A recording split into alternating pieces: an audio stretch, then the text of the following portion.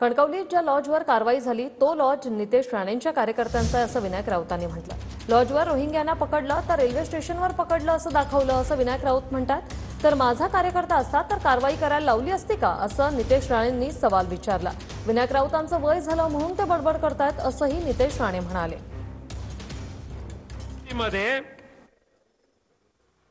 कोणाला पकडलं वेश्या व्यवसाय करताना? बांगलादेशी महिलांना।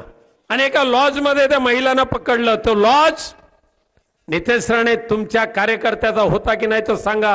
आणि त्या रोहिंग्या महिलांना लॉज मधून पकडलं आणि पोलिसांनी दाखवलं कणकवली स्टेशनवर पकडलं। मालवण तालुक्यामध्ये पाकिस्तान जिंदाबाद देणारे जे पाकिस्तानी मिळाले ना, त्या पाकिस्तान्यांचा भंगार व्यवसाय चालू करण्यासाठी परवानगी जी दिली ती नितेश राणे तुमच्या भारतीय जनता पक्षाच्या सरपंचाने दिले की नाही ते तुमच्या बापाची शपथ घेऊन सांगा।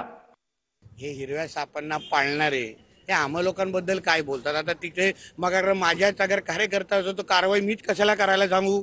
मीच पोलिसांना सांगून जो रेल्वे स्टेशन मध्ये पकडलेला जो होता त्याला खरं तो हॉटेलला पकडलेला पण रेल्वे स्टेशन दाखवलं होतं। त्याच माणसाच्या विरोध त्याच हॉटेल मालकाच्या विरोधात मी कारवाई करायला लावली। आता काय आहे, विनायक राऊताचं वय झालंय ना म्हणून बडबडतो तो।